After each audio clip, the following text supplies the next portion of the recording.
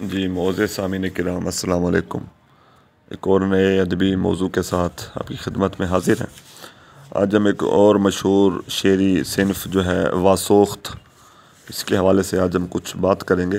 دوستو واسوخت کا جو لفظ ہے وہ واسوختن سے اخذ شدہ لفظ ہے اور اس کا مطلب ہوتا ہے بیزار ہو جانا، اکتا جانا۔ دوستو معشوق سے بیزاری اور دوسرے محبوب سے دل لگانے کی دھمکی جو ہے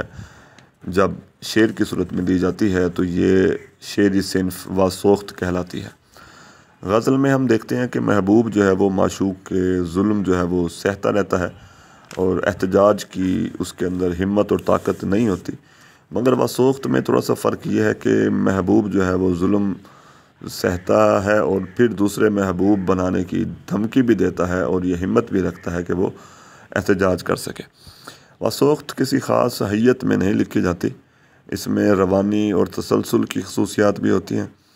اور ہر شعر کے دونوں مصرے جو ہیں وہ ہم قافیہ اور ہم ردیف ہوتے ہیں، اور حیت سے زیادہ دراصل واسوخت میں مواد کو جو ہے وہ اہمیت دی جاتی ہے،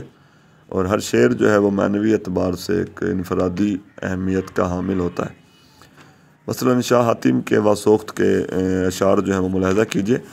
اعتبار اب تیری ہر بات کا کرنا ہے غلط، غیر سے مل کے میرے آگے مکرنا ہے غلط، اور توقع یہ تیرے لطف کی کرنا ہے غلط، زندگانی کو غم و درد میں بھرنا ہے غلط۔ واسوخت کے بارے میں کہا جاتا ہے کہ اس کی جو ابتدا ہے وہ فارسی شاعری میں ہوئی ہے، اور بہت سارے ناقدین کے نزدیک وحشی یزدی جو ہے وہ واسوخت کے موجد ہیں، اور مولانا محمد حسین آزاد نے اپنی مشہور کتاب آب حیات میں اردو میں واسوخت کے حوالے سے میر تقی میر کو جو ہے وہ واسوخت کا بانی قرار دیا ہے، مگر حقیقت یہ ہے کہ میر سے پہلے بھی شاہ مبارک آبرو جو ہے وہ واسوخت جو ہے وہ ان کے ہاں ہمیں اس کے نمونے ملتے ہیں۔ اس کے علاوہ بھی دیگر واسوخت کے حوالے سے شاعر جو ہیں وہ میر سے پہلے ہی موجود تھے،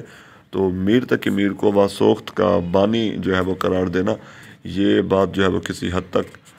درست تصور نہیں کی جا سکتی۔ شکریہ۔